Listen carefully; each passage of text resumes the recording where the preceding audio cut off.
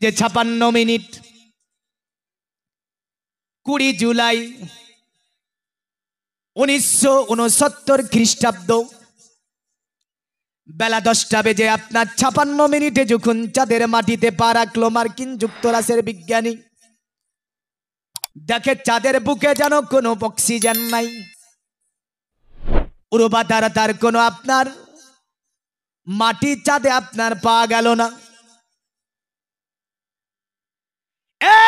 বলছে আর একটা জিনিস আমি চাঁদে দেখলাম, চাঁদের এক কোণা থেকে দ্বিতীয় কোণা পর্যন্ত সোজা করে একটা দাগ মারা আছে। দেখার পরে নিচে নেমে আসলো, বিজ্ঞানীর দলে তাকে ঘেরাও করলো। বলো কি দেখলে চাঁদে? তিনি তাজ্জুব ছিলেন। তিনি বলবো তোমাদের কি তথ্য, চাঁদে তো গিয়েছি, কিন্তু চাঁদের মাটি কেমন তাও বলবো, চাঁদে কি দেখেছি তাও বলবো। বিজ্ঞানের আপনার সেমিনারে বসলো, বসার পরে বলল শোনো, 3টি জিনিস চাঁদে দেখতে পেয়েছি। একটা হচ্ছে চাঁদে কোনো অক্সিজেন নাই। গবেষণা করে দেখা গেল চাঁদে কেন অক্সিজেন নাই, এই উৎসটা তারা খুঁজে পেয়ে গেল। অতঃপর বলল চাঁদে কোনো উর্বরতার জায়গা নাই, গবেষণা করে খুঁজে পেয়ে গেল। আপনার বিজ্ঞানী বলল শোনো, আমি চাঁদে আর একটা জিনিস দেখেছি, এক কোণা থেকে দ্বিতীয় কোণা পর্যন্ত দাগ মারা আছে। বলল এটা কেমন কথা, এক কোণা থেকে দ্বিতীয় কোণা দাগ কেন মারা আছে? তারা বলল গবেষণা করো। আপনার বিজ্ঞানের যত কিতাব সব শেষ করে ফেললো, কিন্তু চাঁদের এক কোণা থেকে দ্বিতীয় কোণা সোজা করে দাগ মারা কেন, কোনো কিতাব বর্ণনা দিতে পারলো না। তারা বলল কি করা যাবে, চলো আমরা বেদ খুলি। বেদ খুললো, নাই বর্ণনা, চাঁদের বর্ণনা। তারা বলল মহাভারত খুলো, মহাভারতে চাঁদের কোনো বর্ণনা পেল না। তারা বলল জান্দেবাস্তা খুলো, জান্দেবাস্তায় চাঁদের কোনো বর্ণনা পেল না।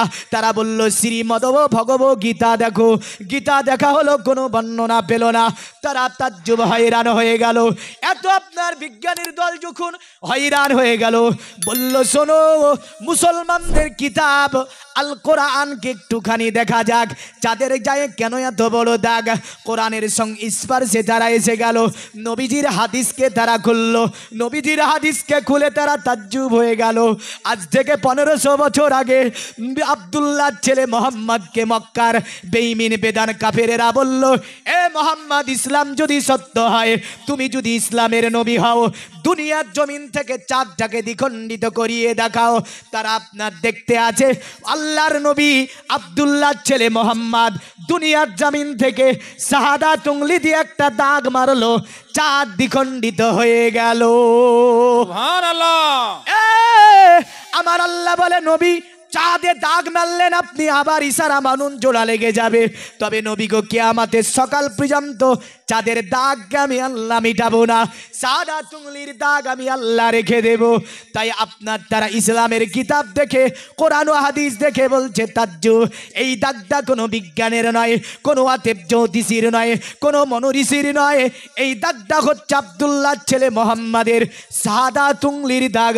তাদের মধ্য থেকে বলল শোনো, যিনি দুনিয়ার জমিন থেকে চাঁদে দাগ মেরে দিতে পারে, ওই নবী কি মানতে হবে, ওই নবী কি জানতে হবে, ওকে মানলে ধর্ম হবে, নতবা ধর্ম হবে না। এই কারণে তাদের ভবিষ্য পুরাণে সুন্দর করে বলেছে, এত লিল্লন্তরে মিলুচ্চাচার দিন সম্ভাবিত মহামাদিতি খ্যাত শিক্ষ সকা সম্ভাবিত নিপ্রুষিচাপ মহাদেবাং মরুস্থল নিবাসী নমো গঙ্গা জনিষ্ঠু সংস্নপ্য পঞ্চগভ্য সম্ভবিতে নমস্তে বিরিজানাথ মরিস্থল নিবাসিনে তীব্র রসুরনসায় বহুমায়া প্রভারতিনে। সুবহানাল্লাহ। হ্যাঁ, বলল শোন, এক মরুর প্রান্তরে একজন ব্যক্তি জন্ম নেবে, তিনার চরিত্র হবে অতি উত্তম। সুবহানাল্লাহ। হ্যাঁ, চরিত্র হবে অতি উত্তম। অতঃপর বলল এইভাবে শিক্ষ শাখা সম্ভবিত। আর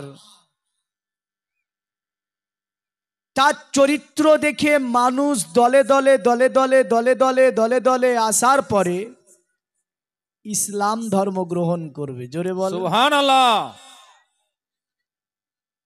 ইসলাম ধর্ম গ্রহণ করবে, দুনিয়াতে যত অশ্লীলতা কুসংস্কার, দুনিয়ার তে যত রকমের বে এমানি কাজ রয়েছে, অশ্লীল কাজ রয়েছে, যিনি মিটাবে তিনি হচ্ছে আব্দুল্লাহ ছেলে মোহাম্মদ। সুবহানাল্লাহ। বর্তমান নবীজিকে নিয়ে যারা কটূক্তি করতে চাইছে, নবীজিকে নিয়ে বিভিন্ন কথা বলছে, জায়গা জায়গা আমরা সোশ্যাল মিডিয়ায় শুনতে পাচ্ছি,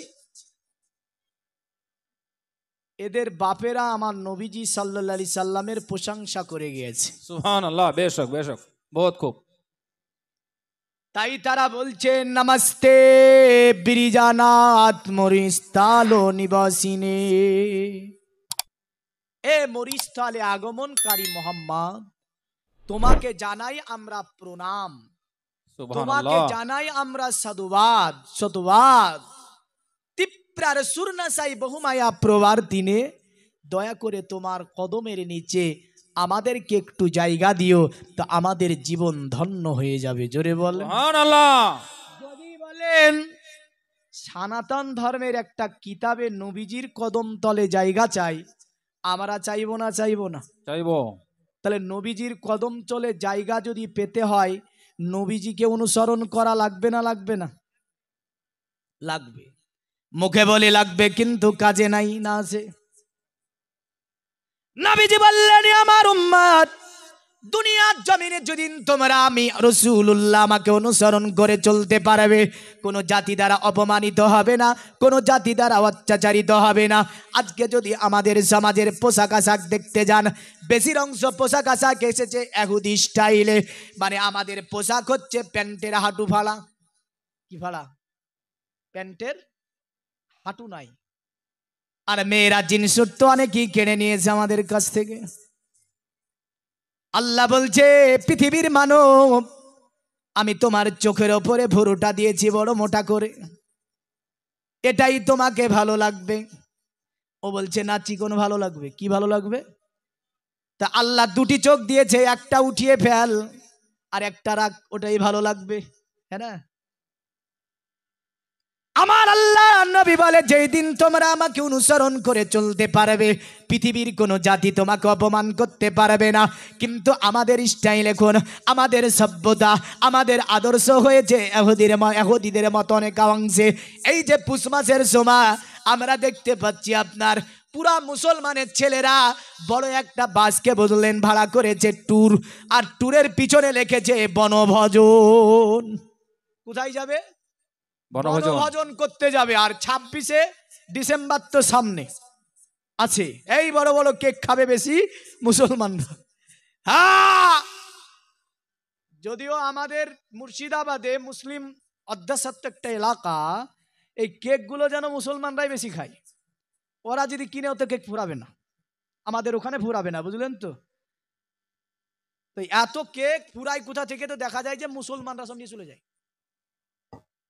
জান্নাত যাওয়া যাবে?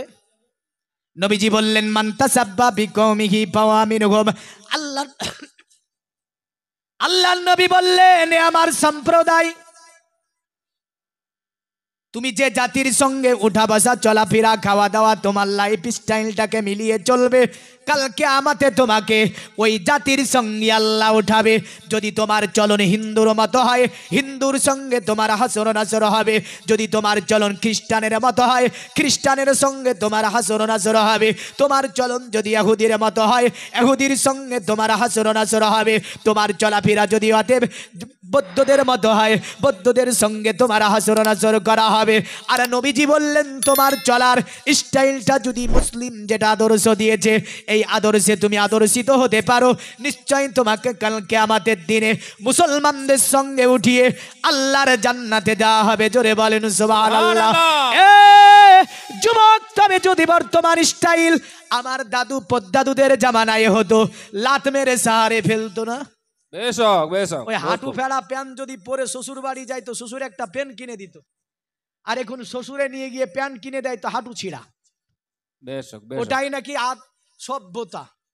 ওটাকে আমি বলি ছিঁড়া সভ্যতা। কি সভ্যতা? ছিঁড়া সভ্যতা। ছিঁড়া সভ্যতা।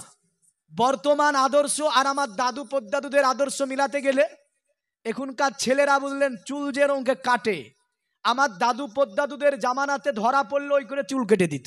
বেশ হোক বেশ হোক। ঠিক বলছি না? সামনে অনেক কালি ফাঁকা আছে, মেখে চলে এসো তো একটু। ঢোল সামনে ফাঁকা আছে বাজিয়ে অনেক। টিন বেঁধে দিয়ে চুলকে একদিক কাটতো আর একদিক থুয়ে দিত, যাতে মানুষ চিনতে পারে যে এ নোংরা কাজ করেছে। হ্যাঁ, কিন্তু ওটাই নাকি এখন সভ্যতা না, এটা ইসলামের কোনো সভ্যতা নয়। ওরা বসে বসে হাসে, কারা জানেন? ওরা বলে দেখ একবার প্যান্ট ছিঁড়ে পাঠিয়ে দিলাম, এরা কবুল করে নিল, আবার একদিক চুল কেটে দেখালাম তো ওগুলাই স্টাইল হয়ে গেল। ইহুদিরা বসে বসে হাসে, বুঝলেন, দেখে দেখে যেরা কোন পাগলার জাত দেখ। বেশ হোক বেশ হোক। এই সভ্যতা থাকবে ইসলামে? একটা হাদিস বলি এবার যুবকদের জন্য। আল্লাহর নবী আলী শের কথা বসে আছে, সাহাবীরা বসে আছে, তো নবীজি বলছে আলী আখেরি জামানার কিছু জাহান্নামীদের পরিচয় নেবে? আলী বলছে কেন নেব না? নবীজি বললেন এ সাহাবীরা, আখেরি জামানাতে আমার উম্মতের মধ্যে থেকে কিছু জাহান্নামীদের পরিচয় নবীজি আমি দিয়ে যাচ্ছি। এমন কিছু মানুষ দেখা যাবে যাদের মাথাতে এক জায়গায় চুল থাকবে আর এক জায়গায় চুল থাকবে না, এটা ওই জাহান্নামীদের একটা বড় আলামত। নবীজি এটাই বুঝালেন, মানে আধখান নাড়া আধখানে চুল থাকবে, মানে আমাদের স্টাইল। কেউ গিয়ে বলছে মৌলভী অতএব সেলুনে যাবার পরে বলছে আমার নাম হচ্ছে অতএব নামের অক্ষর যদি এস হয়, বলে চুল কেটে এস লিখে দাও, ওর বাপ নাকি ওকে চিনতে পারবে না, হারিয়ে গেলে খুঁজে পাওয়া যাবে। যারা নামের অক্ষর এইচ গিয়ে বলছে এইচ লিখে দাও মাথার ওপরে, যদি হারিয়ে যায় বাপ খুঁজে পাবে। কেউ গিয়ে বলছে আমার জি নামের অক্ষর হচ্ছে প্রথম জি, চুল কেটে জি লিখে দাও, তাহলে হয়তো হারিয়ে গেলে খুঁজে পাওয়া যাবে। এ যুবক, তুমি কি জানো ইসলামে দুনিয়ার জমিনে ইসলাম কি করে এসেছে গো? তোমাদের অবদান সবচেয়ে বেশি আছে। মুসলমান যুবকদের অবদান ইসলামে সবচেয়ে বেশি আছে, কিন্তু এই যুবকেরা আজকে ইসলাম থেকে কেন দূরে, ইসলাম থেকে কেন এত দূরে চলে গিয়েছে? এ যুবক, তোমাকে নবী কত ভালোবেসেছে। নবীজির তরুণ যুবক অবস্থা আপনার মক্কাতুল মুকাররমার সরজমিনে নবীজি আমার দেখলেন মানুষ জানো জিন্দা মহিলাদেরকে পুঁতে দেয়, তাসের আড্ডায় বসে থাকে, মদ্যপান করে, নারীদেরকে জিন্দা দাফন করে দেয়। আল্লাহর নবী আপনার যুবকদেরকে নিয়ে, আপনার অত্যাচারিত পদদলিত আপনার যুবকদেরকে নিয়ে নবীজি আমার একটা সমিতি গঠন করলেন। সমিতি গঠন করে আল্লাহর নবী সমিতির নাম দিলেন হিলফুল ফাজাল। এই হিলফুল ফাজালের দায়িত্ব ছিল অপমানিত মানুষকে, অত্যাচারিত মানুষের পাশে গিয়ে দাঁড়ানো, এমন করে যারা আপনার সমাজে পদদলিত হয়েছে তাদের পাশে দাঁড়ানো। আমরা যদি যুবকদের অবদান দেখতে যাই, আমরা বদরের যুদ্ধ থেকে সিফিন পর্যন্ত, মুতার যুদ্ধ থেকে খয়বার পর্যন্ত সবগুলো যুদ্ধ এই যুবকদের অবদানে মুসলমানরা জয় লাভ করেছে। জোরে বলে সুবহানাল্লাহ। আরে যুবক বলছে না, ও যা হয়েছে রাস্তায় হয়েছে। ঘোরাঘুরি না করে ভাই চলে আসি তো, রাস্তায় অনেক জাম হয়ে আছে, গাড়িগুলা একটু সরে রাখবেন। আচ্ছা আপনারা একটু এগিয়ে আসবেন যেন পিছনে এসে মানুষ জায়গাটা পায়। বাপ একটু মেহেরবানি করেন তো, আসেন একটু করে সামনে আসেন, একটু করে আসেন, একটু সামনে আসবেন। আরে আব্দুল্লাহরি বাড়িতে সুবহানাল্লাহ নুরি মেলা লেগেছে, দলে দলে চারি ধারে, সুবহানাল্লাহ ফেরেশতারা ঘুরিছে আব্দুল্লাহরি বাড়িতে। জোরে বলেন সুবহানাল্লাহ।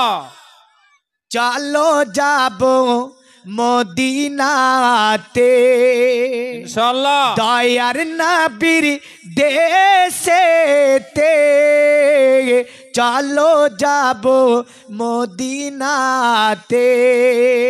আরে চলো যাব মদিনাতে, দয়ার নবীর দেশেতে, মদিনাতে কাবারো কাবা, সুবহানাল্লাহ। বেশ হোক, বেশ হোক। মোদের নবী রয়েছে আব্দুল্লাহরি বাড়িতে আল্লাহুম্মা সাল্লি আলা সাইয়্যিদিনা মাওলানা ওয়া আলা আলি সাইয়্যিদিনা মাওলানা মুহাম্মদ। তো আল্লাহর নবী বললেন, পৃথিবীর যুবক তোমরা পোশাক কেমন পরবে? নবীজি বললেন, পোশাক পরিবে যুবক তুমি হালকুম থেকে নিয়ে ঘাটনুর ওপর পর্যন্ত। কত দূর? এই কত দূর পোশাক হবে? হালকুম থেকে নিয়ে ঘাটনুর, মানে আমাদের নিচে যে গিরাটা আছে, গিরার ওপর পর্যন্ত। একাধিক যুবকের দেখেন এই গিরা ঢাকা আছে। আধুনিক বিজ্ঞান গবেষণা করে বলছে মানুষের পুরুষত্ব কমে যায়। মোহাম্মদ যা বলেছে যে গিরার নিচে যদি মানুষ কাপড় পরে ওর পুরুষত্ব কমে যাবে, ওর নার্ভের ক্ষতি হবে, ওর শরীরে হরমোন কমে যাবে দিনের পর দিন। বেশক বেশক। নবীজি কত বড় বিজ্ঞান দেখেন, যে পৃথিবীর বিজ্ঞানীরা তাজ্জুব। একটা মাছিকে নিয়ে 10 বছর গবেষণা করেছিল আমেরিকাতে। কয় বছর? 10 বছর। 10 বছর ধরে গবেষণা করে করে বলছে কি ব্যাপার রে। আর নবীজি এক নজর মাছি দেখতে বলছে, সাহাবীরা যদি তোমাদের খাবারে মাছি পড়ে যায়, মাছিকে পুরা ডুবিয়ে দাও, খাবারে তুলে ফেলে দাও, ও খাবার ভক্ষণ করে নাও, কোনো অসুবিধা হবে না। তো সাহাবীরা বলছে মাছি তো নোংরা জিনিস, নবীজি আপনি তাকে পুরা ডুবাতে বলেন। আল্লাহর নবী বললেন যে এক ডানাতে জীবাণু আর এক ডানাতে ওষুধ আছে। সুবহানাল্লাহ। আমেরিকাতে মাইক্রো করলো মাছিকে। মাইক্রো করার পরে একদম এত সূক্ষ্ম এই জীবাণুগুলি এবং তার ওষুধ মাছির ডানাতে বিদ্যমান, যা তারা খুঁজে পাওয়ার পরে বলেছিল আব্দুল্লাহ ছেলে মোহাম্মদ কে আল্লাহ পাক সমস্ত জ্ঞান দান করে দুনিয়াতে পাঠিয়েছে। এই কারণে বেদে বলেছে আহমিদ্দি পিতুসপুরি মেধা আমৃতাস্য জগ্রাব। আহমদ নামে পৃথিবীতে যে ব্যক্তিটা আসবে, ওই ব্যক্তিটাকে আল্লাহ অনেক জ্ঞান গরিমা দিয়ে পৃথিবীর জামিনে পাঠাবে। জোরে বলেন সুবহানাল্লাহ। সুবহানাল্লাহ। যেটা হাদিসে নবীজি বলেছেন আনা মুআল্লিমুদ দুনিয়া, আমার আল্লাহ পাক আমাকে সমগ্র পৃথিবীতে টিচার করে পাঠিয়েছে। সুবহানাল্লাহ এই সুবহানাল্লাহ। সমগ্র পৃথিবীর শিক্ষককে মুহাম্মদুর মুহাম্মদ রাসূলুল্লাহ সাল্লাল্লাহু আলাইহি সাল্লাম। এটা আমার নবী নিজেই বলেছেন আনা মুআল্লিমুদ দুনিয়া। বেশক বেশক। তো পুরুষের পোশাক নবীজি বললেন ঘাটনুর ওপরে হবে। এবার যে যুবক ঘাটনুর নিচে পোশাক পরিধান করে তার অবস্থা কি হবে এটা জানা দরকার আছে না নাই? এটা পরে বলছি। এবার বেদে দেখব পোশাক কত দূর পড়বে, হ্যাঁ না? ঠিক। যেহেতু এটা কোরআনে নবীজির হাদিসে আছে। এবার নারীর পোশাক সম্পর্কে নবীজি সালমা রাদিয়াল্লাহু তাআলা আনহা থেকে হাদিস আছে। নারীর পোশাক সম্পর্কে নবীজি বলেছেন নারীর পোশাক হবে মাথার তালু থেকে নিয়ে পায়ের তালু তালু পর্যন্ত। কিন্তু এখন দেখা যায় ছেলেরা ঘাটনু ঢাকছে আর মেয়েরা ঘাটুর উপরে। একদম বুঝলেন ওদের ছোট হয়ে যাচ্ছে দিনের পর দিন। বেশক। কি যুগ এলো। হ্যাঁ, এই কারণে একটা কবিতা পড়তাম আমরা ছোট্ট থেকে, যে একজো ছিলে মজর দেশ সব রকমের ভালো, রাত্রিতে বেজাই রোজ দিনে চাঁদের আলো। পড়েননি আপনারা? হ্যাঁ, ছোট থাকতে পড়েছি, মনে পড়ে। হ্যাঁ, তারপর আরো ওই যে কবি জাগ ডুম বাগডুম ঘোড়া ডুম সাজে ঢাক মিরিডন ঢন্ডল বাজে। হ্যাঁ, এই যুগের সঙ্গে মিলাতে গেলে মোটামুটি ভাবে। হ্যাঁ, তাহলে পুরুষ পড়বে ঘাটনুর ওপরে আর নারী পড়বে ঘাটনুর নিচে। যাদের ঘাটনুর ওপরে এখানে যে যুবকদের কাপড় আছে, খোদার কসম বলছি, ঘাটনুর নিচে যারা কাপন পরে জীবন যাপন করে মারা যাবে, জাহান্নামের আগুন থেকে কোন দুয়াকে বাঁচাতে পারবে? আস্তাগফিরুল্লাহ আস্তাগফিরুল্লাহ। বাঁচাতে পারবে না। ডাইরেক্ট হাদিস মিশকাতে আছে, বুখারীতে আছে, মুসলিমে আছে। তিনজন সাহাবী আবু বকর, হযরত আলী শেরে খোদা, আব্দুল্লাহ বিন জুবাইর রাদিয়াল্লাহু তাআলা আনহু বসে আছেন। তো আবু বকর সিদ্দিক দেখতে ছিল উঁচু চড়া, একটু পেটটা ছিল মোটা হালকা। তো তাহবান লুঙ্গি যখন পরতো, তো লুঙ্গিটা নেমে গিয়ে বুঝলেন মাটিতে ছাঁচড়াতে। আল্লাহ নবী বললেন, শোনো, পৃথিবীর জামিনে যারা ঘাটুর নিচে যে পুরুষ কাপড় পরিধান করবে ঘামান্টের সঙ্গে, অহংকারের সঙ্গে, নবীজি বললেন তাদেরকে কালকে আমাদের দিন, অতএব তাদের ওই জায়গাগুলোকে আমার আল্লাহ পাক জাহান্নামের আগুনে জ্বালিয়ে দেবে। এ যুবক, যাদের প্যান্টগুলি ঘাটনুর নিচে আছে, এমন করে আমরা যারা অহংকার করে ঘাটনুর নিচে কাপড় পরি, তাদেরকে আমি করজোরে আবেদন করে যাব, আগামীকাল থেকে ঘাটনুর নিচে আর কাপড় পরবেন না। এতে আপনার বহু ক্ষতি হবে, নার্ভের ক্ষতি হবে, হরমোন কমে যাবে, পুরুষত্ব কমে যাবে। এই পৃথিবীর মুমিন মুসলমান, নবীজির দেওয়া আপনার এই সুন্নাতকে অবশ্যই আমাল করতে হবে। আর মা বোন, তোমাদেরকে নবী বলল তোমরা ঢাকবে মাথার তালু থেকে নিয়ে পায়ের তালু পর্যন্ত তোমরা ঢাকবে। এটা শুধু নবী বলে নাই, আপনার তাদের ভবিষ্যৎ আপনার বেদে, অথর্ব বেদের মধ্যে এইভাবে বলেছে, অদং পশ্যবে মাপ্রি সনতং পদকোহর মাতে কস্পলক দশন্ত সারি ব্রহ্মভুবিত। আপনার পণ্ডিতকে জিজ্ঞাসা করল, গো পণ্ডিত, পৃথিবীর জামিনে তুমি বলো, অতএব যুবক যুবতী পোশাক কেমন পরবে? বলল, শুনে রেখে দে, যুবক পরবে হালকুম থেকে নিয়ে ঘাটনুর ওপর পর্যন্ত, আর যুবতী পোশাক পরবে মাথার তালু থেকে নিয়ে পায়ের তালু পর্যন্ত। যুবতী মায়েরা পোশাক পরিধান করবে, আর তারা যখন রাস্তাতে চলাফেরা করবে একে অপরকে টিটকারি মারবে না, রাস্তায় চলার সময় একে অপরকে দেখে হাসিবে না, একে অপরকে টিটকারি মারিবে না। এ নারী, আর তোমাদেরকে নিয়ে বেদে বলল, যদি কোনো নারী তুমি যখন চলবে রাস্তাতে, তোমরা পদযুগলের দিকে তাকিয়ে চলবে, ধীরে ধীরে চলবে। এ নারী, তোমার চলন হবে সংযমী। পণ্ডিতকে বলল, গো পণ্ডিত, আর যে নারীর চলা সংযমী হবে না, যে নারী পদযুগলের দিকে তাকিয়ে চলবে না, যে নারী হেলে দুলে চলবে, এমন করে হেলে দুলে রাস্তাতে চলবে, ওই নারীটা অবস্থা কি হবে? পণ্ডিত বলল, শুনে রেখে দে, মাতে কস্পলক দশন্ত সারি ব্রহ্মভুবিত। পৃথিবীর জামিনে যে নারীর চলনে অন্য পুরুষ আকৃষ্ট হয়, যে নারীটা হিলে দুলে চলাফেরা করে, তার চলনে অন্য পুরুষ আকৃষ্ট হয়, পৃথিবীতেও নারী নয়, ও হচ্ছে ধূর্ত শগুনের মতো। আস্তাগফিরুল্লাহ, আস্তাগফিরুল্লাহ। ও নারী কিসের? যে নারীর চলনে অন্য পুরুষ আকৃষ্ট হয়, যে নারী হরিণের মতো ডানে বামে তাকাই হিলে দুলে চলে আর অন্য পুরুষকে আকৃষ্ট করে, ওটা নারী কিসের? ও তো ধূর্ত শগুন। এটা বেদে বলেছে।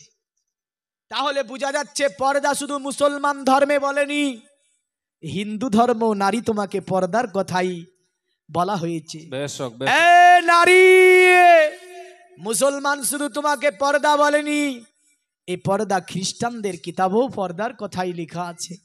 এ নারী, মুসলমান শুধু বলেনি পর্দা করো, এ পর্দার কথা আপনার সনাতন ধর্মের বিভিন্ন মনীষী পণ্ডিতেরা বলে গিয়েছে। নারী মানি পর্দা করতে হবে, নারীর চলা হবে সংযমী, ধীরে ধীরে পদযুগলের দিকে নারী তাকিয়ে চলবে। তাহলে নারী মা বোন যিনারা আসেন, আপনার স্কুল কলেজ ইউনিভার্সিটি পড়াশোনা করেন, অসুবিধা নাই, জ্ঞান অবশ্যই অর্জন করতে হবে। তবে আমি বলবো সকল মা বোনকে আমরা একটু পর্দার মধ্যে থাকার চেষ্টা করব ইনশাআল্লাহ। যুবক, তোমাকেও বলবো, রাস্তাতে যখন চলবে তুমি কারো প্রতি অহংকার দেখিয়ে টিটকারি মারিবে না, এটা বড় একটা অন্যায়। এটা বেদও নিষেধ করেছে, কোরআনও নিষেধ করেছে। বেশক। এবার আসি, আজকে আমার সমাজ কোন জায়গায় গিয়েছে? আল্লাহর নবী সাল্লাল্লাহু আলাইহি ওয়াসাল্লাম তিনার সম্পর্কে আল্লাহ কোরআনে এভাবেও বলেছেন, ইয়া আইয়ুহাল্লাযীনা আমানুজতানিবু লিল্লাহি ওয়ালির রাসূলি জাদাকুম। এ পৃথিবীর ইমানদারেরা, এ পৃথিবী বিশ্বাসীরা, শুনে রেখে দাও, যখন তোমাদেরকে আমার রাসূলুল্লাহ ডাক দেবে, তোমরা সব কাজ বন্ধ করে দাও। সব কাজ বন্ধ করে দেওয়ার পরে আমার নবীজির ডাকে তোমরা সাড়া দাও। জোরে বলেন সুবহানাল্লাহ। সুবহানাল্লাহ। নবী যদি তোমাদেরকে ডাক দেয়, নবীর ডাকে সাড়া দিয়ে দাও। তুমি যদি আজান দিতে থাকো, আজান দেওয়া বন্ধ করে দাও, নবীর ডাকে তুমি সাড়া দিয়ে দাও। এ পৃথিবীর বান্দারা, তুমি যদি কোরআন পড়তে থাকো, নবী যদি তোমাদেরকে ডাক দেয়, কোরআন পড়া বন্ধ করে দাও, নবীজির ডাকে তুমি সাড়া দিয়ে দাও। এ পৃথিবীর বান্দারা, পৃথিবীর জামিনে তুমি যদি রোজা রাখতে থাকো, রোজা ছেড়ে দাও, নবীজির ডাকে তুমি সাড়া দাও। জোরে বলেন সুবহানাল্লাহ। সুবহানাল্লাহ। সবচেয়ে মুসলমানের কাছে ভালোবাসার জিনিস যেটা, সেটার নাম হচ্ছে আমার প্রিয় নবী। সুবহানাল্লাহ। মা বোনদের উদ্দেশ্যে বলা হচ্ছে, আপনারা একটু আগে আগে আসেন তো, সবাই অনেক একটু এগিয়ে আসেন। মা এনাদের সম্মান আলাদা, হ্যাঁ না? মায়েদের সম্মান নিয়ে ইনশাআল্লাহ হাদিস ও কোরআন বেদ আনবো। তবে একটু আগে অনেক জায়গা আছে, অনেক জায়গা আছে। মায়ের সেবা করিলেন হাজিরাতে ওয়াইস করেনি। সুবহানাল্লাহ। একাধিক পরিবারে এই ক্যান্সার আছে না নাই? হাইরে সমাজ, বেশক বেশক, বিয়ে হলো বেটা আহা। আলাদা, মা বাপ পড়ে আছে, ঈদের দিন 4টা ছেলে, ছোট ছেলে বলছে বড় ভাই হয়তো মাকে একটা কাপড় এনে দেবে, আর বড় ভাই বলছে ছোট ভাই হয়তো এনে দেবে, মেজো ভাই বলছে সেজো ভাই এনে দেবে, আর সেজো ভাই বলছে মেজো ভাই এনে দেবে, অথচ ঈদের দিন কেউ এনে দেয় না। মুখটা কাটা কি হয়েছে? এমন পরিবার আছে না নাই? আছে। এই এখানে যতজন বসে আছেন, কোন দিন কাত্তরে আপনার মায়ের ঘরে গাদা কাপড় থাকুক, আপনার বড় ভাই এক পেটি কাপড় এনে দেখ, আপনার কাছে টাকা নাই, আপনার বড় ভাই মালদার, আপনি গরিব, কিন্তু মনে রাখেন আপনি 500 খানা টাকা দিয়ে হলেও একটা কাপড় কিনে এনে আপনার মাকে দিয়ে দেবেন। মা জননী বলবে বেটা আমার ঘরে তো অনেক কাপড়, মাকে বলবেন মা তোমার যদিও অনেক কাপড় থাকে, আমি তো তোমার ছেলে, আমার হক ছিল এটা যে একখানা যত পেরেছি আমি যা তা তোমাকে এনে দিয়েছি মা। মা ওই সময় এমন একটা দোয়া অন্তরে করে দেবে যে আপনি জান্নাতে চলে যাবেন। বেশক। সুবহানাল্লাহ। নারে তাকবীর, নারে রিসালাত, বাবা মা কা দামান, জলসা কমিটি। তাহলে বলেন মা বাবার খিদমত করবেন তেমন করে ইনশাআল্লাহ। মা বোন একটু এগিয়ে আসেন।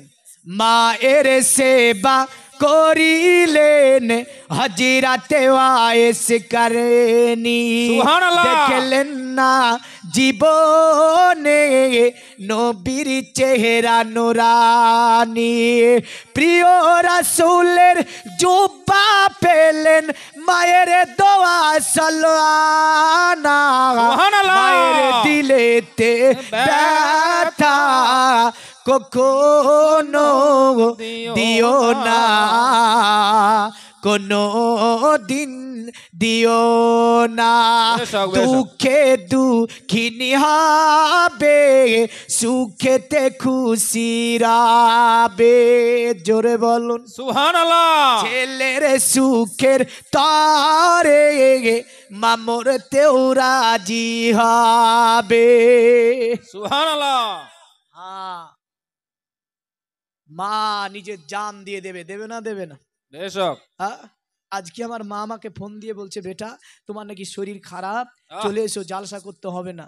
আর বাড়িয়ালি বলছে এই জালসাটা করে বাড়ি চলে আসো, পয়সা লাগে না, এই জালসাটা করে বাড়ি আসো। আর মা বলছে ওদেরকে বলো না, বলে বাড়ি এসে যাও না। দেখেন মা জান দেবে কিন্তু ছেলের কিছু হতে দেবে না। না। দুঃখে দুঃখিনী হবে, সুখেতে খুশি রাবে। ছেলের সুখের তারে মামরতেও রাজি হবে। মায়ের পাক কদমের নিচে জান্নাতের ঠিকানা। সুবহানাল্লাহ। মায়ের দিলে তে ব্যথা কখনো দিও না, কোনো দিন দিও না। আল্লাহ হুম্মা সাল্লি আলা সাইয়্যিদিনা মাওলানা ওয়ালা আলি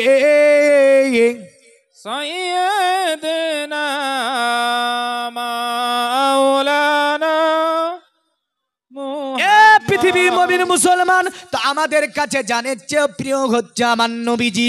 তবে আমার নবীজি উপদেশ দিচ্ছে, দেখছেন আমার উম্মাদ শুনে রেখে দাও, পৃথিবীর জমিনে আমি রাসূলুল্লাহ সাল্লাল্লাহু আলাইহি ওয়াসাল্লাম তোমাদেরকে সংসার জীবন শিখিয়ে দিয়ে যাচ্ছি। তবে আপনাকে আমার নবী যেইভাবে সংসার জীবন শিখিয়েছেন, আমরা যদি অনুরূপ চলাফেরা করতে পারি, জীবনে কোনোদিন স্বামী স্ত্রী ঝামেলা হবে না, জীবনে কোনোদিন ছেলে মাকে খাবার দিব না এই কথাটা বলবে না, জীবনে কোনোদিন স্ত্রীর জন্য ছেলে মাকে আপনার মাকে এর অতএব বাদ দিয়ে কথা বলবে না। ঠিক না ভুল? ঠিক। এবার উপদেশ কি একটুখানি আগায় নাকি? নবীজি সাল্লাম উপদেশ দিচ্ছে, দেখেন নবীজির সবচেয়ে প্রাণ প্রিয় স্ত্রীর নাম কি? আয়েশা। কি নাম? আয়েশা সিদ্দিকা। আয়েশা। নবীজি আয়েশাকে ডাকছে, গভীর মনোযোগ, এই পৃথিবীর মায়েরা তোমরাও শুনে রাখবে। নবীজি আয়েশাকে ডাকছে, আয়েশা। আয়েশা ঘর থেকে বেরিয়ে বলছে, লাব্বাইকা সাদাইকা ইয়া রাসূলুল্লাহ। সাল্লাল্লাহু তাআলা সাল্লাম। আল্লাহর নবী বলছে, আয়েশা, এ আয়েশা তোমার বাড়িতে কি কোনো খাবার আছে? উম্মুল মুমিনিন মায়েশার বয়স তো তখন মাত্র 9 বছর। মায়েশা বলে, না ইয়া রাসূলুল্লাহ, আমার ঘরে কোনো খাবার আমি তৈরি করতে পারিনি। আমাদের স্ত্রীরা যদি হয় কি বলবে? খাবার আছে কিনা জানো না, এনে দিয়েছো। একটা জিনিস যদি কম হয়ে যায় বলবে, ও 14 গোষ্ঠী ধুয়ে দেবে। নবীজি মেয়েদের জাহান্নামে যাওয়ার পিছনে একটা কারণ বলেছে, মা বোন শুনে রাখবে। প্রথম নাম্বার কারণ হচ্ছে, মেরাজ থেকে ফিরে এসে মেয়েদেরকে বলছে, নারী তোমরা বেশি বেশি সাদকা করো। নারীরা বলছে কেন? নবীজি বললেন, আমি জাহান্নাম দেখলাম, তো তোমাদের কি বেশি দেখতে পেলাম? বেশক বেশক। আল্লাহর নবী বললেন, জাহান্নামে যাওয়ার প্রথম নম্বরে মেয়েদের কারণ হচ্ছে, স্বামীর জীবন সংসারে থেকে স্বামী সব দিচ্ছে, কাপড় দিচ্ছে, বললেন খাবার দিচ্ছে, তেল দিচ্ছে, ওর জীবনের স্টাইলে যত মাকুরি হার থেকে নিয়ে যা কিছু শখের সব কিছু দিচ্ছে। একটা দিন যদি একটা জিনিসের শর্ট হয়ে যায়, তো এক কথাতে দুনিয়ার যত আপনার সেবা সব নষ্ট করে ফেলবে। তোমার সংসারে জীবনে এসে কিছু পাইনি। এই যে অশুকরিয়া স্বামীর, নবীজি বলেন, যে নারী স্বামীর এমন অশুকরিয়া করে ওই নারীটা জাহান্নামে যাবে। কোথায় যাবে? ওই নারীটা জাহান্নামে যাবে। নারী তোমাদের সম্মান আছে নাই তা না, কারণ পুরুষের ওপরে জুম্মার নামাজ, তো জুম্মার নামাজ জন্মের পর থেকে পুরুষ যেই দিন নাবালিগ থেকে সাবালিগ হয়েছে, কোনো দিন কাত্তরে একটা মুহূর্তের জন্য নামাজ মাপ নাই, মৃত্যু পর্যন্ত আছে। একটা সময় দেখান আমাকে, সফর বলেন, অসুখ বলেন, মাজায় ব্যথা বলেন, পা ভেঙে গেছে, মাজা ভেঙে গিয়েছে, তো শরীয়ত বলছে মাজা ভেঙেছে তো কি হয়েছে, শুয়ে নামাজ পড়। বেশক। হাঁটুতে লাগা আছে মৌলভী সাহেব, শরীয়ত বলছে হাঁটুতে লাগা আছে, বসে পড়। বলে সেজদা করতে পারি না, ইশারা করে পড়তে হবে। সুবহানাল্লাহ। সেজদা করতে পারে না, ইশারা করতে। পোশাক নাই, খালি গায়ে পড়ো। পানি নাই, তায়াম্মাম করো। যাবেন কোথায়? বলে সফরে তো কিছু পাইনি। আরে সফরে কিছু পাওনিতে কি হলে বাসের ওইতে বসে পড়ো। পানি পাওনিতে কি হয়েছে? যেদিকে ইচ্ছা মুখ হোক, নিয়াত থাকবে কাবার দিকে, তবুও নামাজ হবে। জোরে বলেন সুবহানাল্লাহ। আরে উড়ন্ত জাহাজে নামাজ হয়, তো মাঠে ঘাটে নামাজ হবে না? ট্রেনে যদি নামাজ হয়, মাঠে ঘাটে নামাজ হবে না? এই মুসলমান, কি করে নামাজ বাদ দেন? উজুর দেখাবেন, আল্লাহ জমিনে কাজ করছিলাম সময় হয়নি। আল্লাহ বলবে, বান্দা তোর জমিনে কাজ করতে করতে কি 5 মিনিট ব্যয় করা যায়নি আমার জন্য? ওই যে গাছটা ছিল, গাছটার ছায়ার নিচে দাঁড়িয়ে একটু কি আমাকে সেজদা করতে পারিসনি? বেশক। তা আপনি বলবেন, আল্লাহ পানি ছিল না। তা আল্লাহ বলবে, তায়াম্মুমের বিধান তো আমি দিয়েছিলাম, যাবেন কোথায়? বলবেন, আল্লাহ পোশাক ছিল না। তা আল্লাহ বলবে, যা ছিল সেটাও তো পরে পরা যেত, পোশাক না থাকলে খালি গায়েও পরা যায়। জোরে বলেন। পোশাক না থাকলে বলেছি, আর পোশাক থাকলে হবে না। তাহলে যারা নামাজ ছেড়ে দেয় তাদের কোনো পরিত্রাণ আছে? নাই। কোনো উজুর কাজ করবে না, কোনো ওজোর কাজ করবে না। কিন্তু মা তোমাদের ওপরে আমার আল্লাহ জুম্মা নামাজ আল্লাহ মাফ করেছে, জোরে বলেন সুবহানাল্লাহ। এ মা, প্রতি মাসে কয়েকদিন তোমাদের জন্য আমার আল্লাহ নামাজকে মাফ করেছে। বেশক সুবহানাল্লাহ। এ মা, তুমি যখন বাচ্চা জন্ম দেবে আমার আল্লাহ 40 দিন তোমার ওপরে নামাজ মাফ করেছে। এ মা, তুমি যখন বাচ্চা জন্ম দেবে একবার আল্লাহ বলে ডাক দিলে আমার আল্লাহ তোমার নামায় আমালে একটা আধা হজের নেকি দান করে দেয়, জোরে বলেন সুবহানাল্লাহ। নারে তাকবীর, নারে রিসালাত, বাবা মা কা দামান।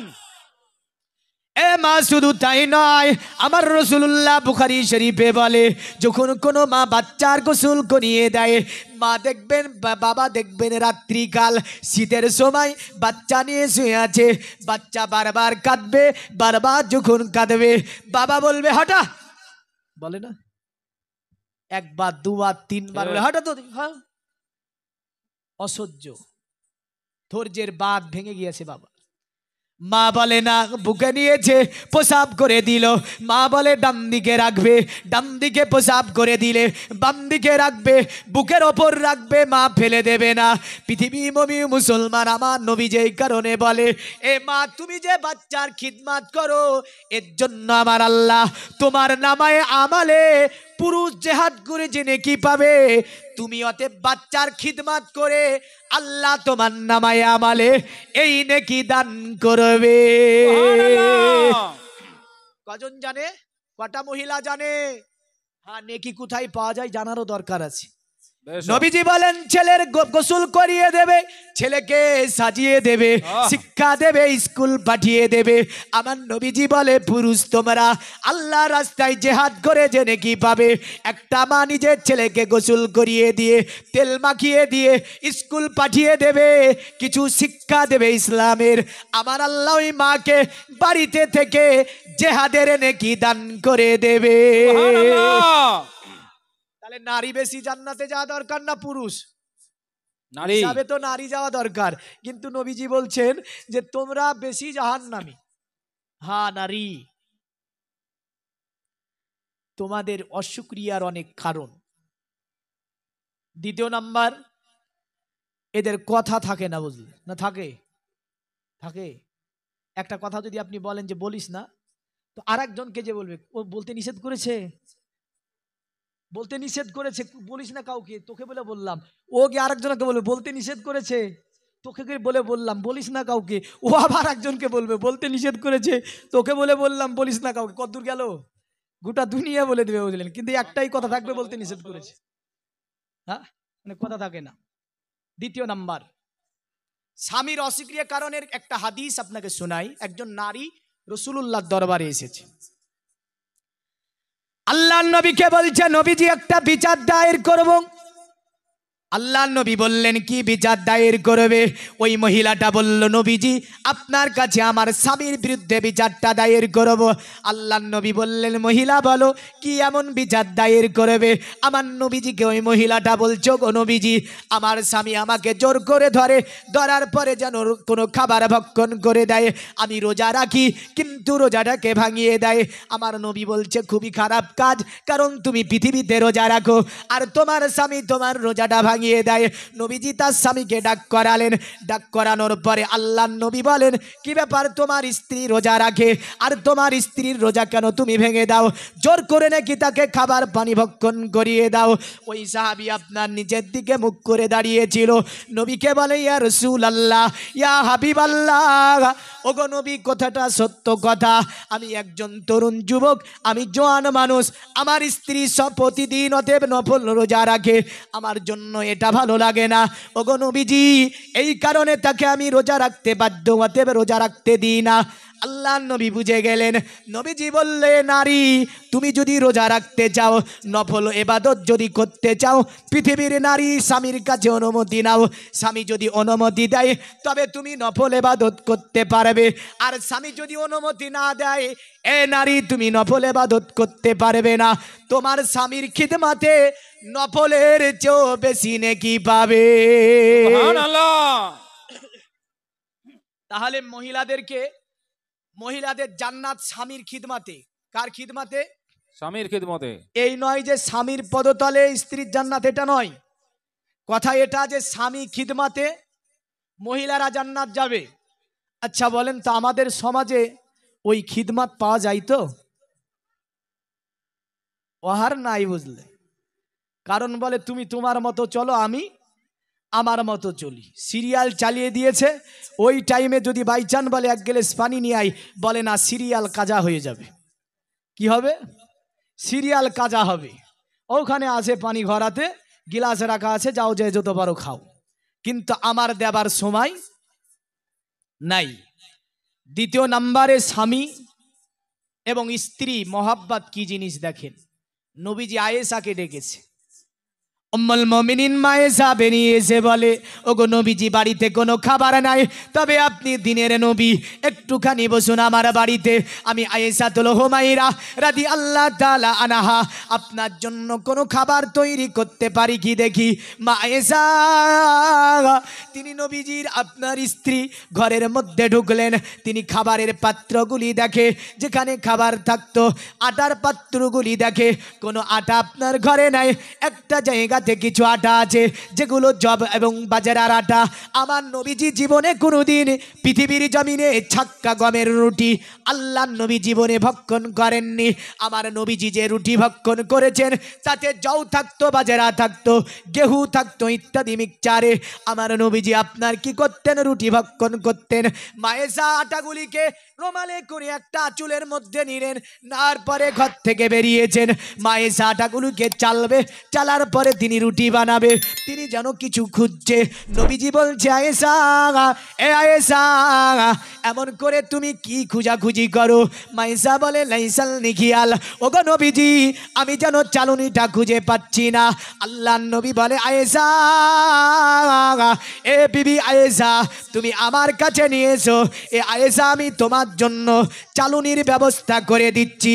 এ জগতে মুমিন মুসলমানেরা, মায়েশা বর্ণনা করে পৃথিবীর মানব, দিন দুনিয়ার বাদশাহ হাবিবুল্লাহ জনাবে মোহাম্মদুর রাসূলুল্লাহ আমার ঘরের মধ্যে যখন এসে আমাকে কাছে খাবার চেয়েছিল, আমি আয়েশা তাকে খাবার দিতে পেরেছিলাম না। আমি আয়েশা বড় দুঃখিত হয়েছিলাম, আমি আয়েশা বড় কষ্ট পেয়েছিলাম। মা আয়েশাতুল হুমাইরা কে নবীজি বলছে, আয়েশা, আটাগুলি আমাকে দাও, আমি তোমাকে চালুনির ব্যবস্থা করে দিই। আমার নবীজি আটাগুলির ওপরে ফুক দিয়ে বলছে, আয়েশা, কি সুন্দর চালন ফুক, যাও আর চালতে হবে না। আয়েশা, তুমি রুটি তৈরি করো। উম্মুল মুমিনিন মায়েশা রুটি তৈরি করতে বসেছেন। আমার নবীজি আয়েশার পাশে বসলো। আয়েশাকে বলে, আয়েশা, তুমি রুটি তৈরি করো, আমি রাসূলুল্লাহ তোমাকে জ্বালানি দেওয়াতে সাহায্য করি। জোরে বলেন সুবহানাল্লাহ। এ পুরুষের দল, নারীর কাজে সাহায্য করা আমার রাসূলুল্লাহর সুন্নাত। আরো জোরে বলবেন না? হ্যাঁ। আর এখন এমন বাড়ি আছে, পরিবার আছে, বুঝলেন, মেয়েটার উপরে কতটি কাজ চাপায়, নিজের কাপড়, 4টি ছেলে, তার কাপড় চোপড়, থালি বাসন মাজা থেকে নিয়ে একদম সব যদি একটা মহিলার উপর চাপিয়ে দেয়, ওই কাজটা যদি আপনার উপরে চাপা, আপনি মরে যাবেন।